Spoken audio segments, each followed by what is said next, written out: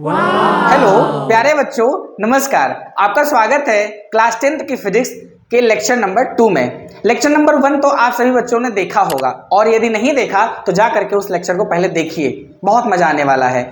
जिसमें मैंने बहुत बेहतरीन टॉपिक्स को बहुत इनोवेटिव तरीके से समझाने का प्रयास किया है आपको, और हर एक पहलू को समझाने का प्रयास किया है। हर एक चीज को मैंने अच्छे से उसमें एक्सप्लेन किया है। आप सभी बच्चों का 4 लाइन से स्वागत करते हैं, ताकि आप भी थोड़ा सा मोटिवेट हो जाएं और हम भी थोड़ा सा मोटिवेट हो जाएं, और दोनों लोग जब मोटिवेट रहेंगे तो बहुत अच्छे से पढ़ाई कर पाएंगे।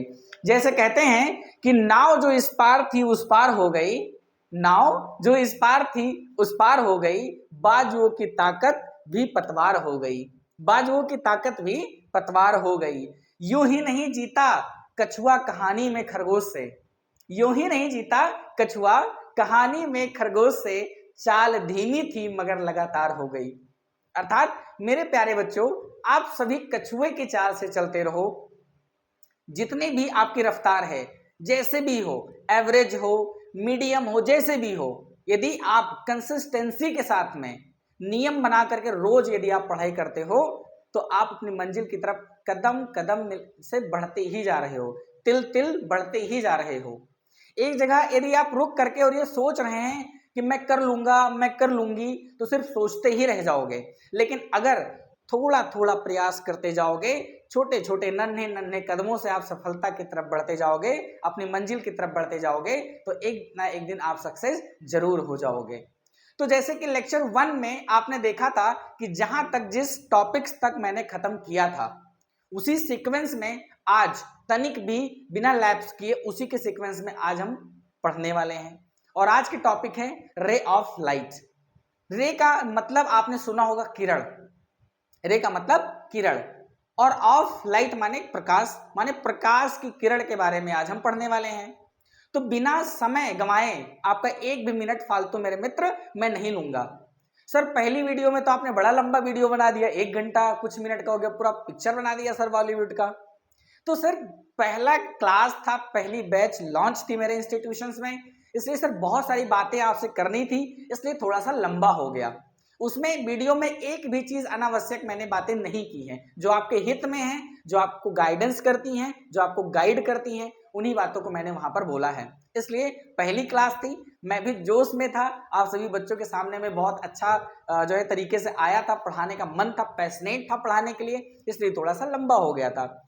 लेकिन मैं प्रयास करूंगा कि आप की जो आने वाली वीडियोस हैं, आने वाले जो पार्ट्स एंड लेक्चर्स हैं, वो बहुत ही शॉर्ट टाइम में और इनोवेटिव तरीके से मैं उसको कवर करूं और पढ़ाऊं। तो विदाउट वेस्टिंग अवर टाइम हम टॉपिक की तरफ चलते हैं और आपको समझाते हैं। पीछे आपको दिख रहा होगा सर की रे ऑफ लाइट आज आपको पढ़ना है। रे ऑफ लाइट माने प्रकाश की किरण, इसमें हिंदी में क्या कहेंगे सर? प्रकाश की किरण। क्या कहेंगे शिवम? प्रकाश की किरण। क्लियर है ना? हिंदी में मैं बता दे रहा हूं, पहले मैं थोड़ा सा समझा दूं अच्छे से क्या है, समझ में हर तरीके से आ जाएगा, तो उस चीज को आप एक्सप्लेन भी अच्छे से किसी को कर पाओगे। तो आइए इसके डेफिनेशन पे थोड़ा सा नजर डालते हैं कि डेफिनेशन क्या है सर। सर है कि in a homogeneous medium, in homogeneous medium when a light travels from one point to other in a curvilinear path, it is called ray of light. Sir homogeneous का मतलब समांगी माध्यम। क्या होता है? समांगी माध्यम। सर समांगी माध्यम क्या होता है? एक ही नेचर के पार्टिकल्स का जो बन करके जो एनवायरनमेंट बनता है, जो मीडियम बनता है, उसे हम होमोजीनियस मीडियम कह देते हैं। ठीक है ना? तो इन होमोजीनियस मीडियम माने समांगी माध्यम में व्हेन, जब अ लाइट ट्रेवल्स, माने लाइट माने प्रकाश, ट्रेवल्स करती है from one point to other, माने एक बिंदु से दूसरे बिंदु तक, in a curvilinear path. Curvilinear माने in a straight path, in a straight path, straight path माने एकदम सीधी रेखा में, एकदम सीधी रेखा में, it is called ray of light. तो उसे रे ऑफ लाइट के नाम से जाना जाता है। सर जैसे ये एग्जांपल मैंने बना रखा है, तो मान लिया कि हमारे पास शिवम क्या है, ये पॉइंट ए है। क्या है बेटा? ये ए है। अब इसमें हमने ये जो इमेज लिया हुआ है, ये इमेज भले आपको थोड़ा सा ऐसे ही ब्राइटनेस ब्राइटनेस टाइप का दिख रहा होगा, लेकिन इसमें आप अगर गौर से देखें तो इसमें बहुत सारी रे मिली हुई हैं। शिवम, बहुत सारी रे मिली हुई हैं। जैसे ये देखो, एक रे जा रही है, ऐसे बहुत सारी रे एक पॉइंट से निकल करके दूसरे पॉइंट तक जा रही हैं, बहुत सारे पॉइंट जा रहे हैं रे। समझ में आ रहा अच्छे से, कोई दिक्कत की बात? ये देखो, एक पॉइंट से निकल करके दूसरे पॉइंट तक ये सभी जो है लाइट जा रही हैं। ये मान लो बी पॉइंट तक जा रहा है, ये सी पॉइंट तक जा रहा है, डी पॉइंट तक जा रहा है, ई पॉइंट तक जा रहा है ना। माने एक से निकल करके किसी दूसरे तक ही सब जाएंगी। समझ में आया शिवम? तो देखा आपने, क्लियर हुआ डेफिनेशन कि इन होमोजीनियस मीडियम माने एक समांगी माध्यम में जब प्रकाश की किरणें एक बिंदु से निकल के दूसरे बिंदु तक सीधे जाती हैं, माने स्ट्रेट पाथ पे जाती हैं, तो उसे हम रे ऑफ लाइट कहते हैं। समझ पाए आप अच्छे से? कोई दिक्कत की बात? सर ये पॉइंट 1 हो गया, ये पॉइंट 1 हो गया, ये हो गया 1 पॉइंट शिवम, ठीक है ना। और ये जितने हैं यहां से यहां तक, सर ये अदर पॉइंट्स हो गए। क्या हो गए? अदर पॉइंट्स हो गए। ठीक, अगर हम एक रे की बात करें तो पॉइंट ए से निकल करके बी तक जा रहा है, तो ये भी तो डेफिनेशन को फॉलो कर रहा है कि लाइट ट्रेवल्स, लाइट जाती है from one point to other. ऐसे हम ए से सी तक की बात करें तो भी डेफिनेशन सही है। सर ए से डी तक की बात करें तो ये भी सही है। सर ए से ई तक की बात करें तो ये भी सही है। तो हुआ ना क्लियर? तो डेफिनेशन एकदम क्लियर होनी चाहिए, कॉन्सेप्ट एकदम क्लियर होना चाहिए, तब आप बना करके लिख पाओगे। सर हमने तो सुना है कि एग्जाम में हमारे बड़े भैया गांव के कह रहे थे कि अगर एग्जाम में बना के लिख दो डेफिनेशन तो जो है नंबर दे देता है। तो मेरे भाई, मेरे लाल लालियों, बनाओगे कैसे? जब उस चीज के बारे में आपको यहां पर समझ होगी, जब उस चीज के बारे में कॉन्सेप्ट क्लियर होगा और बहुत अच्छे तरीके से, धांसू तरीके से क्लियर होगा, तब ना बना पाओगे। जिस चीज के बारे में हमको ज्यादा नॉलेज ही नहीं है, कॉन्सेप्ट ही नहीं क्लियर है, तो उस चीज के बारे में आप कैसे अपनी तरफ से बना सकते हो? जैसे आपसे भी कहा जाए कि हिंदी में बात करो, तो चूंकि हिंदी हमारी मातृभाषा है, हम शुरू से जब पैदा हुए हैं तब से अभी तक हिंदी ही बोलते चले आ रहे हैं। लेकिन आप पढ़ रहे हो इंग्लिश मीडियम में, ठीक है ना, तो इंग्लिश में कैसे एक्सप्लेन करोगे? तो उसके लिए आपको इंग्लिश फ्लुएंट आनी चाहिए, बहुत ही बढ़िया जबरदस्त आनी चाहिए। लेकिन सर जबरदस्त आना और समझना दोनों अलग चीज है। बहुत लोग हैं जिनको ग्रामर तो पता है बट वो बोल नहीं पाते हैं, समझ नहीं पाते हैं, पढ़ तो लेते हैं लेकिन समझ नहीं पाते हैं। तो सर जब किसी कॉन्सेप्ट को आप अच्छे से समझोगे मेरे भाई, तो उस चीज के बारे में आप बना करके 1000 शब्द क्या 2000 शब्दों में भी अच्छे से लिख के चले आओगे। तो सबसे पहले आपका कॉन्सेप्ट क्लियर होना जरूरी है कि हम कहना क्या चाहते हैं। क्लियर है ना? ये टॉपिक समझ में आया? तो सर अगली टॉपिक क्या है? अगली टॉपिक है इसी क्रम में बीम ऑफ लाइट। क्या है sir? Beam of light.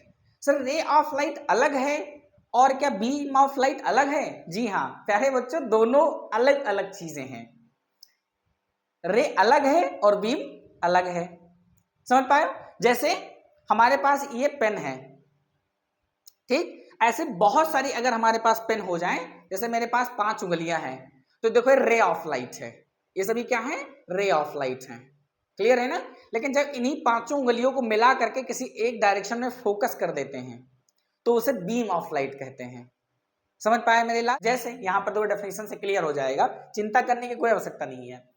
A group of रे, ग्रुप ऑफ रे माने जो अभी तक रे आपने पढ़ा था उनमें से ऐसे बहुत सारी रेज को पकड़ लो, माने रेज के समूह को, किरणों के समूह को। अ ग्रुप ऑफ रे of light, a group of रे of light travelling in the same direction. Same direction माने एक ही दिशा में। हमारी रे जो भी थी वो अलग अलग डायरेक्शन में थी, देखो अलग अलग डायरेक्शन में, यहां देखो अलग अलग डायरेक्शन में है। लेकिन अगर इन्हीं बहुत सारी रेज को पकड़ करके और एक ही डायरेक्शन में फ्लो करवाया जाए इन द सेम डायरेक्शन, तब is called beam of light. तो क्या बन जाता है मेरे लाल? बीम ऑफ लाइट बन जाता है। समझ में आया? कोई दिक्कत की बात सी हूं? पक्का? उसी को बीम ऑफ लाइट कहेंगे। अब देखो जैसे ये टॉर्च है, ये कोई टॉर्च है, देखो सर ये टॉर्च है, तो टॉर्च के बहुत सारी रेज जो रही होंगी उनको एक कंप्रोमाइज करके एक बीम के रूप में बदला गया है। किसमें बदला गया है सर? बीम के रूप में बदला गया है। सर आपने ये वाला देखा होगा, लेजर ऑफ लाइट देखा होगा। लेजर ऑफ लाइट, जैसे लेजर ऑफ लाइट देखो तो एक बीम निकलती, एक ही डायरेक्शन में निकलती है, ठीक है ना। उसी को जो आगे लेंस लगा रहता है, अगर हम लेंस हटा दें तो उसका जो लाइट रहता है वो एक्सपेंड कर जाता है मेनी डायरेक्शंस, ऐसे हो जाता है। लेकिन जैसे ही आप लेंस लगाते हो तो कंप्रोमाइज करके उन्हीं सभी रेज को एक डायरेक्शन में, एक ही डायरेक्शन में मूव करवाता है, तो उसे हम बीम ऑफ लाइट के नाम से जानते हैं। क्या यह कॉन्सेप्ट क्लियर हुआ, समझ में आया अच्छे से? कोई दिक्कत की बात? अगर कोई दिक्कत है, समझ में नहीं आता है, तो आप कमेंट में मुझे बता सकते हैं और मैं उसको दोबारा एक्सप्लेन करने का नेक्स्ट वीडियो में प्रयास करूंगा। चिंता करने की कोई बात नहीं है। मैंने पहले वीडियो में बताया था कि मैं सिर्फ आपको पढ़ाने आया हूं, दूसरा काम मेरे पास नहीं है। मेरा काम है टीचिंग करना, पढ़ाना। आप जैसे प्यारे प्यारे बच्चों को जो इस वीडियो को देख रहे हैं, उनको पढ़ाना ही मेरा सबसे बड़ा कर्तव्य है, सबसे बड़ी ड्यूटी है। तो चिंता करने की कोई बात नहीं है, क्योंकि मैं एकदम पढ़ाने के लिए पागल हूं, मैं एकदम बेताब हूं पढ़ाने के लिए। तो सर समझ में आया? अगर नहीं आता है कोई चीज, अगर ऐसा आपको टॉपिक में मिलता है कि सर थोड़ा सा कॉन्सेप्ट नहीं क्लियर हुआ, तो आप मुझे बताइएगा, मैं नेक्स्ट वीडियो में इस टॉपिक को कवर करने का प्रयास करूंगा और डेफिनेटली आपको समझाऊंगा। ठीक है ना? टॉपिक क्लियर हुआ, कोई दिक्कत की बात नहीं है ना? तो आगे हम चलते हैं, टाइप्स ऑफ बीम के बारे में पढ़ेंगे, types of beam of light के बारे में पढ़ेंगे। तो हम हेडिंग बनाएंगे types of beam of light. Okay,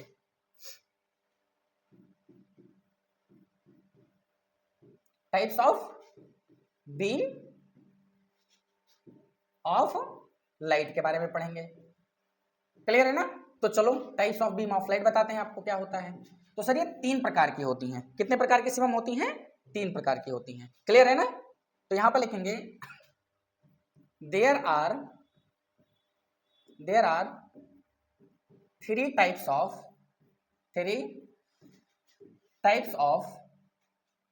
beam of light. Sir कौन कौन सी हैं, नाम बता दीजिए। तो पहला का है convergent beam of light, convergent beam of light. क्या प्यारे बच्चों समझ में आ रहा है आपको? कोई दिक्कत की बात? सर हमने बीम ऑफ लाइट पढ़ा और अब उसके टाइप्स बता रहा हूं कि कितने प्रकार की बीम ऑफ लाइट हो सकती हैं। तो पहला हुआ कन्वर्जेंट बीम ऑफ लाइट, दूसरा है divergent beam of light, divergent beam of light. समझ में आ रहा है? सर तीसरा इसका जो पार्ट है वो है पैरेलल बीम ऑफ लाइट। क्या है? Parallel beam of light. क्या इतना समझ में आया अच्छे से? कोई दिक्कत की बात? तो आपने देखा कि हमने क्या सीखा, बीम ऑफ लाइट सीखा कि बीम क्या होता है, फिर हमने बताया कि टाइप्स ऑफ बीम क्या है, कितने प्रकार की बीम हो सकती हैं। सर तो हमने बताया आपको कि सर ये कन्वर्जेंट बीम ऑफ लाइट हो सकता है, डाइवर्जेंट बीम ऑफ लाइट हो सकता है और पैरेलल बीम ऑफ लाइट हो सकता है। तीनों को मैं बारी बारी से एक्सप्लेन करूंगा, लोड लेने की तनिक भी आपको आवश्यकता नहीं है, चिंता करने की कोई बात नहीं है। आपको 101% आपको समझ में आएगा, कोई प्रॉब्लम नहीं है, चिंता सारी छोड़ दो, मैं खड़ा हूं आपके सामने। ठीक, तो लोड लेना नहीं है तनिक भी। तो आइए चलते हैं, आपको बताते हैं कि सबसे पहला जो कन्वर्जेंट बीम ऑफ लाइट है वो क्या होता है। तो आइए सीखते हैं कि कन्वर्जेंट बीम ऑफ लाइट क्या होता है। प्यारे बच्चों बहुत ही ज्यादा अच्छे तरीके से सीखना। कहते हैं कि जिस तरीके से मैं मन लगा के सिखा रहा हूं उस तरीके से यदि आप मन लगा के सीख लिए तो जीवन में कभी नहीं भूलोगे। किसी से आप अपने गांव में आसपास पूछते होंगे कि भैया जरा ये सवाल बता दीजिए, भैया जरा ये चीज बता दीजिए, तो उनके मुंह से सुनते होंगे आप कि जमाना हो गया, हमको पढ़ाई के सब भूल गए। वो भूल नहीं गए, उन्होंने सही से पढ़ा नहीं था इसलिए भूल गए। तो मैं ये गारंटी लेता हूं कि आप जो पढ़ोगे सर, अच्छे से मन लगा के सीख लिया, पढ़ लिया, तो उसको आप भूलोगे नहीं, वो आपके कॉग्निटिव माइंड में, कॉन्शियस माइंड में सेट हो जाएगा। जब आप कभी कितने भी बूढ़े हो जाओ ना, भी आप पहले पढ़ाई किए हो, लेकिन आप उस पढ़ाई से कभी भी अपना रिश्ता नहीं तोड़ पाओगे। आपको सारी चीजें तब भी क्लियर होंगी जैसे आज क्लियर होंगी। ठीक है ना? तो आइए बताते हैं कि कन्वर्जेंट बीम ऑफ लाइट क्या है। कह रहा कि if all the incident raise. Sir ये इंसिडेंट रेज क्या है? आने वाली सर, आने वाली। ये सर जो आ रही है ना, इनको इंसिडेंट रेज बोलेंगे। क्या बोलेंगे सर?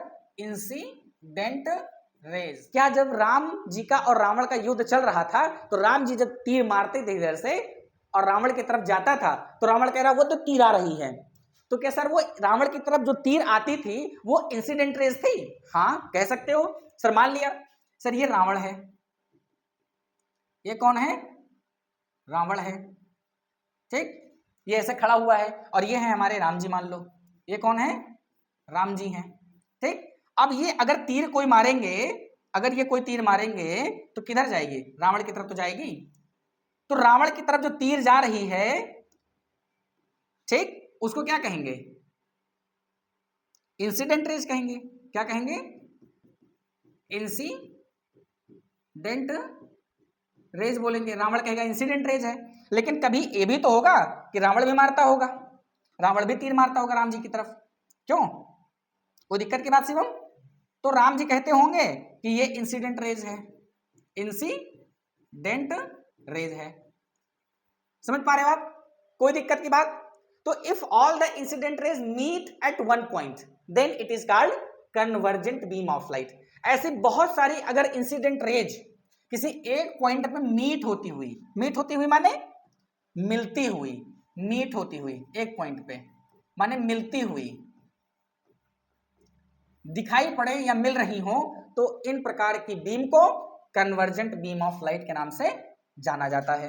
मैं एक बार फिर से क्लियर कर दे रहा हूं, सारी इंसिडेंट रेज जाकर के किसी एक पॉइंट पे मिलती हुई प्रतीत हो रही हो या एक पॉइंट पे मिल रही हो तो उसे कन्वर्जेंट बीम ऑफ लाइट के नाम से जाना जाता है।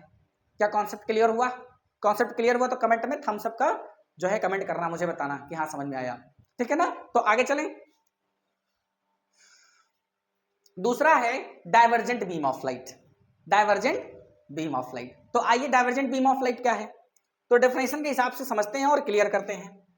इफ ऑल रेज, अगर सभी किरणें, rays of light appear to be coming from one point, appear माने दिख रही हो या प्रतीत हो रही हो, कमिंग फ्रॉम वन पॉइंट। अब देखो ये कोई पॉइंट है, मान लिया ये ओ पॉइंट है और ये ओ पॉइंट से बहुत सारी रेज इधर की तरफ जा रही है, बहुत सारी रेज जा रही है, एक पॉइंट से निकलती हुई प्रतीत हो रही हैं, तो इन सभी को क्या कहेंगे? Divergent beam of light. Divergent माने स्कैटर्ड हो रही है, फैल रही है किसी किसी डायरेक्शन में, अलग अलग डायरेक्शन में जा रही हैं, तो इससे डाइवर्जेंट बीम ऑफ लाइट के नाम से जाना जाता है। देखो it is called divergent beam of light, ठीक है ना। पहले में क्या था कि अगर बहुत सारी रेज आए और एक पॉइंट पे किसी ओ पॉइंट पे मिलती हुई प्रतीत हो रही हो, एक पॉइंट पे मिले तो उसे कन्वर्जेंट बीम ऑफ लाइट, और अगर उसी पॉइंट से बहुत सारी रेज बाहर की तरफ निकल रही हो तो उसे डाइवर्जेंट बीम ऑफ लाइट के नाम से जानते हैं। समझ पाए अच्छे से? कोई दिक्कत की बात? पक्का एकदम समझ में आ गया? ठीक, आगे चलें। अगर हम बात करें sir parallel beam of light क्या है? क्या है? पैरेलल बीम ऑफ लाइट तीसरा पार्ट है। पहला हमने पार्ट पढ़ा कन्वर्जेंट बीम ऑफ लाइट, दूसरा हमने पढ़ा डाइवर्जेंट बीम ऑफ लाइट, और उसका तीसरा जो टाइप्स है वो है पैरेलल बीम ऑफ लाइट। तो मेरे प्यारो पैरेलल बीम ऑफ लाइट क्या है आइए समझते हैं। डेफिनेशन के हिसाब से समझते हैं कि if all rays of light never meet reciprocally. Reciprocally माने कभी भी एक दूसरे पे मिलती ना हो। जैसे मान लिया ये लाइट ऐसे जा रही है तो सर ये वाली ऐसे जा रही हो, समझ पा रहे हो ना। माने कभी एक दूसरे को काटे ना, कहीं पे कहीं कट रही है, नहीं कट रही है। तो कह रहे if all rays of light never meet reciprocally and always remain parallel to each other, और हमेशा एक दूसरे के पैरेलल रहे। देखो सर ये सभी एक दूसरे के पैरेलल हैं सर, ये कभी नहीं एक दूसरे को, कभी नहीं किसी पॉइंट पे काटेंगी, कभी नहीं काटेंगी। समझ पा रहे हो आप अच्छे से? ठीक, then they are called parallel beam of light. तो इन प्रकार की बीम ऑफ लाइट को पैरेलल बीम ऑफ लाइट के नाम से जानते हैं। समझ में आया? तनिक भी चिंता करने की बात नहीं, बहुत एकदम इजी मेथड से मैं समझा दे रहा हूं। क्लियर है ना? अगला क्या है सर? अगला है सर बहुत विशेष टॉपिक, जिस टॉपिक के नाम पर इस चैप्टर का नाम पड़ा हुआ है, रिफ्लेक्शन ऑफ लाइट। आपने लेक्चर नंबर 1 का थंबनेल भी देखा होगा कि उस थंबनेल पे पड़ा हुआ है रिफ्लेक्शन ऑफ लाइट। सर तो रिफ्लेक्शन ऑफ लाइट क्या है? आज हम विशेष टॉपिक माने इस पूरे चैप्टर की क्लास 10th की फिजिक्स का जो पहला चैप्टर है उसकी जान है, समझ लो, उसके सबसे उम्दा टॉपिक के बारे में आपको समझाने जा रहे हैं हम। क्लियर है ना? तो आप सभी बच्चे बहुत जोश के साथ में बढ़िया से बैठ जाइए। अगर थोड़ा सा इधर उधर आलस भी है तो एकदम से जग के बैठ जाइए, क्योंकि बहुत विशेष टॉपिक आने वाली है, और इसको यदि नहीं ध्यान से नहीं समझे तो छूट जाएगा, तो समझ में भी नहीं आएगा। डरो ना कि क्या होगा, नहीं पढ़ेंगे ये चीज नहीं समझ में आएगा यार, नहीं जान पाएंगे तो क्या हो जाएगा। कहते हैं कि क्यों डरें कि जिंदगी में क्या होगा, क्यों डरें कि जिंदगी में क्या होगा, कुछ नहीं तो तजुर्बा होगा। डॉक्टर विकास कीर्ति सर कहते हैं ये लाइन, बहुत मजा आता है, बहुत मजा आता है। आप क्यों डरो, या तो कोई चीज गलत होगा या तो कोई चीज सही होगा, तीसरा कोई चीज फांसी तो हो नहीं जाएगा आपको कि अगर कोई चीज गलत हो गया तो चलो तुमने गलत कर दिया, तुम चलो फांसी पे चढ़ो, है ना। तो रिफ्लेक्शन ऑफ लाइट बढ़िया सा टॉपिक बनाओ और मेरे साथ में सीखो क्या है। तो सर बना लिए टॉपिक, ठीक है। अब डिस्कशन देखते हैं। The bouncing back of light, bouncing back of light in the same medium after striking from a surface is called reflection of light. Clear है ना। अब मैं समझाता हूं पहले, अब बाद में फिगर समझाऊंगा, फिर दोनों को मर्ज करके समझाऊंगा, बहुत क्लियर समझ में आएगा। क्लियर है ना। अब देखो सर, ये है कोई shiny and smooth surface, shiny क्या है Shivam, shiny and smooth surface, बहुत ही ज्यादा चमकीला और चिकना कोई सरफेस है। तो सर किसका बना होगा, मान लो कि ये ग्लास का बना होगा, किसका बना होगा सर, ग्लास का बना होगा। ग्लास समझते हो सर, चाय पीने वाला ग्लास, चाय पीने वाला ग्लास नहीं, ग्लास माने कांच, कांच का बना होगा, ठीक है ना। अब जब कांच का बना है तो जाहिर सी बात है कोई दूसरा मटेरियल है, दूसरा मीडियम है, तो सर ये होगा मीडियम नंबर, मान लो कुछ भी मान लो, मीडियम होगा 2। और सर ये बाहर कहीं रखा हुआ है तो चारों तरफ क्या है सर, हवा है, तो हवा को मान लेते हैं सर मीडियम नंबर 1, एयर है तो उसको मान लेते हैं मीडियम नंबर 1। समझ में आया अच्छे से, कोई दिक्कत की बात। अब समझो इस वाली रे को, जो ये वाली रे है ना सर, ये आ रही है किधर की तरफ, इधर की तरफ आ रही है, तो इसको कहते हैं इंसिडेंट रे। क्या बोलते हैं sir, incident ray of light, रे ऑफ लाइट। शिवम बहुत ध्यान से समझना, नहीं तो सब बाउंस कर जाएगा, कुछ समझ में नहीं आएगा, ठीक है ना। आप सभी बच्चे बहुत ध्यान से समझो, इसमें जैसे मैं बता रहा हूं एज इट इज समझने का प्रयास करो और एज इट इज प्रैक्टिस करो कॉपी में। ये जो आ रही है लाइट उसको कहेंगे इंसिडेंट रे ऑफ लाइट, और जैसे ही ये यहां पर स्ट्राइक की सरफेस, किस सरफेस से, स्मूथ सरफेस के एक पॉइंट से, वैसे ये इधर की तरफ रिफ्लेक्ट हो गई, तो इसको कहेंगे reflected ray of light, reflected ray of light. कोई दिक्कत।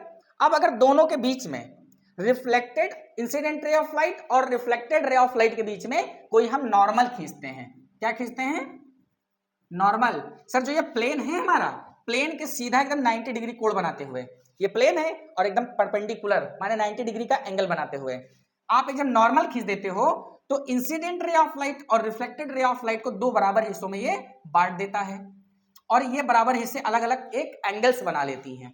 इस वाले एंगल को R कहा जाता है और इस वाले एंगल को I कहा जाता है। सर ये R और I क्या है इसको भी बता दीजिए। तो आइए बच्चों बताता हूं क्या है। सर जो I है इसको कहेंगे एंगल ऑफ इंसिडेंस। क्या कहेंगे, एंगल ऑफ इंसिडेंस। बहुत ध्यान से समझो मेरे लाल, तब समझ में आएगा। R जो क्या है, R सर इसको कहेंगे angle of refraction, angle of refraction. क्या कहेंगे, एंगल ऑफ रिफ्रैक्शन। बड़ा आसान है, रटना नहीं है। जो इंसिडेंट रे ऑफ लाइट की तरफ बन रहा है वो एंगल ऑफ इंसिडेंस है। I for incident, I for incidence याद कर लो। जो रिफ्लेक्टेड रे की तरफ बन रहा है उसे एंगल ऑफ रिफ्रैक्शन बोलेंगे। R for reflected, R for refraction, angle of reflection, sorry इसको क्या बोलेंगे, एंगल ऑफ रिफ्लेक्शन। सॉरी बेटा, एंगल ऑफ रिफ्लेक्शन। कोई दिक्कत की बात, ये सारी चीजें क्लियर हो गई पक्का। तो अब इन दोनों चीजों को आपस में कंपाइल करके मर्ज करके मैं समझाने का प्रयास कर रहा हूं। कह रहा है the bouncing back of light. Bouncing back माने जैसे बॉल है तो बॉल को जब ऐसे नीचे पटकते हो तो बाउंसिंग करके टप्पा खा के ऊपर आ जाता है। बॉल है, बॉल को जमीन में पटका टप्पा खा के ऊपर, तो उसको कहेंगे बाउंसिंग बैक, माने टकरा करके फिर वापस आ जाना। तो कह रहा है the bouncing back of light in the same medium, माने उसी माध्यम में वापस जाना। From after striking from a surface, माने ये लाइट रे आई कहां से, एयर वाले मीडियम से, और दूसरे मीडियम माने ग्लास वाले मीडियम, ग्लास वाले मीडियम के सरफेस से टकरा करके, देखो ये ऐसे आ रही है, ऐसे टकरा करके और उसी माध्यम में वापस लौट जाती है जहां से वो आई थी। कहां से आई थी, एयर से आई थी, और दूसरे मीडियम के सरफेस से टकरा करके और इधर की तरफ चली गई, तो हुआ ना bouncing back of the light in the same medium after striking from a surface, smooth वाले सरफेस से, is called reflection of light. उसे रिफ्लेक्शन ऑफ लाइट के नाम से जाना जाता है। क्लियर है ना? इसका मैं रील्स भी डालूंगा, मैं समझाऊंगा। अभी मेरे पास लेजर लाइट यहां पर तुरंत उपलब्ध नहीं है, नहीं तो मैं करवाता। आप एक घर पे क्या करना, ऐसे शीशा ले लेना जिसमें हम लोग चेहरा देखते हैं, और लेजर लाइट ले लेना, लेजर लाइट, ठीक है ना? तो ये लेजर लाइट है और शीशा है, और थोड़ा कमरे में धूप अगरबत्ती वगैरह जला करके थोड़ा धुआं हुआ कर लेना, ताकि जो लेजर लाइट है उसका पाथ विजिबल हो। तो ऐसे ले करके, और लेजर लाइट जब ऐसे डालोगे, इंसिडेंट रे निकलेगी कहां से? लेजर ऑफ लाइट से ऐसे, और टकरा करके इधर की तरफ जाएगी, और बाकायदा वो पाथ विजिबल होगा आपको, ठीक है ना? तो उसे रिफ्लेक्शन ऑफ लाइट के नाम से जाना जाता है, और इसका मैं रील्स भी डालूंगा, आप वहां से देख करके जान जाओगे। क्लियर है ना? ये समझ में आया अच्छे से? Reflection of light. Okay sir, क्या इसके भी टाइप्स होते हैं? जी हाँ, इसके भी टाइप्स होते हैं। या ऐसे समझ लो कि रिफ्लेक्शन ऑफ लाइट बॉल्स से भी समझ सकते हो, कि अगर जैसे हम यहाँ पे खड़े हैं और दीवार पे ऐसे मारते थे टप्पा खा के, ऐसे पहले दीवार पे मारते थे, तो दीवार से टप्पा खा के जमीन में, जमीन से खा के यहाँ पर, माने ऐसे। सर ये दीवार है और यहाँ पर मान लो आप हो शिवम, कौन हो? शिवम, मान लो आप ये हो, ठीक है ना? तो आपने क्या किया, एक बॉल कहाँ मारा, बॉल को कहाँ मारा, बॉल को आपने सीधे यहाँ फेंका, यहाँ पे हिट किया, और यहाँ से बॉल कहाँ, जमीन में गया, और जमीन से खा करके फिर आपकी तरफ आया। आया कि नहीं आया? आपने सीधे पहले बॉल को कहाँ मारा, यहाँ पर, फिर यहाँ पे टक से यहाँ गया, और टक से फिर यहाँ आया। तो देखो ये आ रहा है और ये जा रहा है ना? तो देखो यहां से भी रिफ्लेक्शन ऑफ लाइट समझ सकते हो आप, कोई दिक्कत की बात? अब इसके रिफ्लेक्शन के भी टाइप्स होते हैं। तो आइए प्यारे प्यारे नन्हे मुन्ने बच्चों, हम अब सीखेंगे टाइप्स ऑफ रिफ्लेक्शन के बारे में। तो आइए सर, जो टाइप्स ऑफ रिफ्लेक्शन होता है ये दो प्रकार का होता है। सर नाम बता दीजिए क्या होता है? अरे सब्र करो, बता रहा हूं, सब्र करो, पानी वानी पी लो, क्यों इतना परेशान हो। आओ, तो जो पहला रिफ्लेक्शन है वो है स्पेकुलर रिफ्लेक्शन। क्या है? Specular reflection. समझ में आ रहा है? जी सर, बहुत बढ़िया समझ में आ रहा है सर, एकदम आज तो आप जलवा कर दिए हो सर, छा गए हो, मजा आ गया। दूसरा होता है सर डिफ्यूज रिफ्लेक्शन। क्या होता है? क्या होता है सिविल? डिफ्यूज रिफ्लेक्शन, ठीक है ना? अच्छा सर, इसको और किसी नाम से जानते हैं? सर थोड़ा आसान बता दीजिए, बहुत डिफिकल्ट मीनिंग बता दिए हो सर। चलो आसान बता दे रहा हूं सर, स्पेकुलर को रेगुलर बोल सकते हो आप, रेगुलर रिफ्लेक्शन। क्या बोल सकते हो? Regular reflection. और क्या बोल सकते हो? इरेगुलर रिफ्लेक्शन बोल सकते हो, इरेगुलर रिफ्लेक्शन बोल सकते हो। अब सर समझ में आया, आपने पता नहीं कौन सा नाम बता दिया था, स्पेकुलर, कभी सुने नहीं थे सर, किताब में ही लिखा है, कहीं और से नहीं बता रहा हूं। तो स्पेकुलर रिफ्लेक्शन को रेगुलर रिफ्लेक्शन कहते हैं, और डिफ्यूज रिफ्लेक्शन को इरेगुलर रिफ्लेक्शन कहते हैं। सर लेकिन जो आपने टाइप्स ऑफ रिफ्लेक्शन बताया है, किसके आधार पर बताया है? क्या आपने जो है बेस माना है, किसके बेसिस पे बताया है? ये भी तो होता है कि भाई फलाने के बेसिस पे ये इतना टाइप, तो ऐसे ऑफ जो रिफ्लेक्शन है वो किसके बेस पे है? तो सर ये बेस पे है सरफेस के बेस पे। किसके? तो यहां पे लिखोगे कि these types of reflection,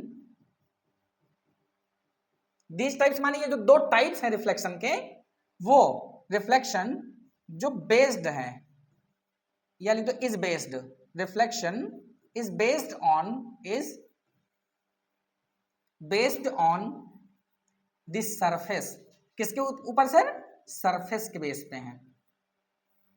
sir ये बात आपने अच्छी बताई, सरफेस के आधार पर रिफ्लेक्शन दो टाइप के होते हैं, एक हुआ आपका रेगुलर और एक हुआ इरेगुलर। तो आइए आपको हम दोनों करके बताते हैं कि कैसे होता है। सर जैसे आप स्पेकुलर रिफ्लेक्शन, ये वाला हम पहले आपको बताने वाले हैं। सर इसको आप रेगुलर रिफ्लेक्शन भी कह सकते हो, जैसे हमने अभी आपको बताया था, रेगुलर रिफ्लेक्शन। क्लियर है ना बेटा? समझ में आ रहा है? कोई दिक्कत की बात?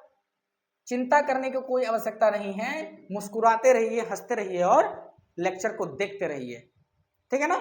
आइए क्या होता है रेगुलर या स्पेकुलर? तो कहा गया specular reflection is the reflection, specular reflection वह रिफ्लेक्शन है ऑफ लाइट का जिसमें from a smooth and shiny surface where the light bounce off in one direction creating a clear image.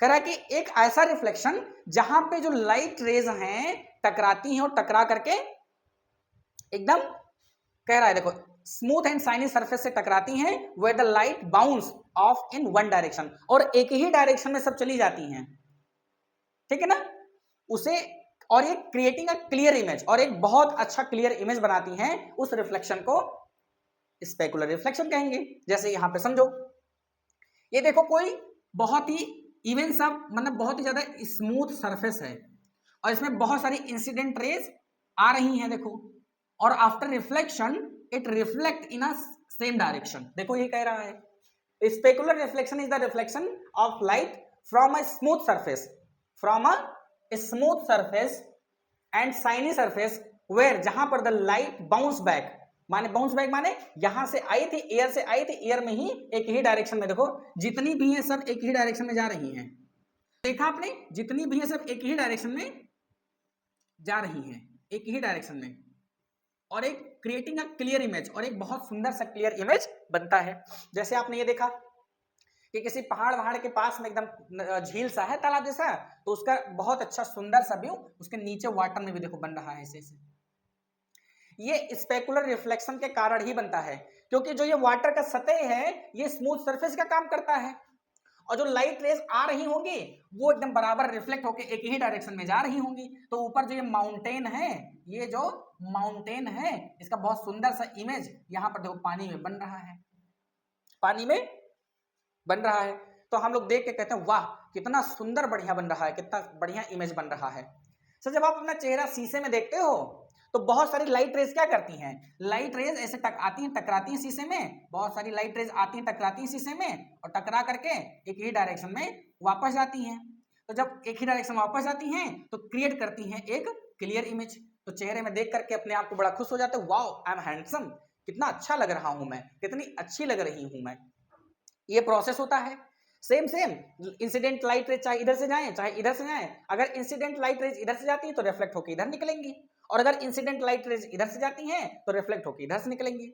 आप सभी लोगों के घरों में जहां पर सिंगारदान रखा होगा, जहां पर मम्मी या घर की कोई महिला या कभी आपके पापा या हम लोग भी उसमें अपने फेस को देखते हैं, और उसमें कहीं जब हम पार्टी वगैरह में जाते हैं तो पहले बनते संवरते हैं, तो उसमें देखा होगा कि लाइट लगा रहता है। लाइट इसलिए लगा रहता है ताकि वहां से जो ग्लास पे लाइट पड़ेगा वो रिफ्लेक्ट होकर के सीधे हमारे चेहरे पर पड़ेगा, जिससे चेहरा हमारा शीशे में ग्लो करेगा और अच्छा दिखाई पड़ेगा। देखा बेटा, तो ये था आपका रेगुलर रिफ्लेक्शन और स्पेकुलर रिफ्लेक्शन, जहां पे all the incident raise comes together and parallel each other and strike on a smooth surface, and after striking it will reflect in a same directions, और जो है एक ही डायरेक्शन में सभी reflect हो जाती हैं। क्लियर है ना? तो इस प्रकार के रिफ्लेक्शन को हम रेगुलर रिफ्लेक्शन के नाम से जानते हैं। सर रियल लाइफ को एग्जांपल ले लो, तो वही एग्जांपल है कि when you look at yourself in a mirror, जब आप अपने आप को शीशे में देखते हो, the smooth glass surface reflect light, तो ग्लास सरफेस जो है माने शीशा जो है वो लाइट को रिफ्लेक्ट करता है और सीधे आपके चेहरे पर डालता है, जिससे आपका चेहरा ग्लो करता है और अच्छा दिखाई पड़ता है। ठीक है ना? तो आइए चलते हैं दूसरा वाला भाग पे। Sir diffuse reflection, diffuse reflection को इरेगुलर रिफ्लेक्शन के नाम से जाना जाता है। सर अभी बताए तो हो आपको, कोई बात नहीं बेटा, मैं फिर से बता दे रहा हूं ताकि आप भूलो ना। डिफ्यूज या इरेगुलर रिफ्लेक्शन ये क्या होता है सर? तो देखते हैं आइए। The reflection of light from a surface, the reflection of light from a surface when the reflected light is scattered in many direction. कह रहा है कि the reflection of light from a surface माने किसी सरफेस से ऐसा प्रकाश का परावर्तन, किसी सरफेस से ऐसा रिफ्लेक्शन ऑफ लाइट जहां से जो रिफ्लेक्टेड लाइट है is scattered in many direction.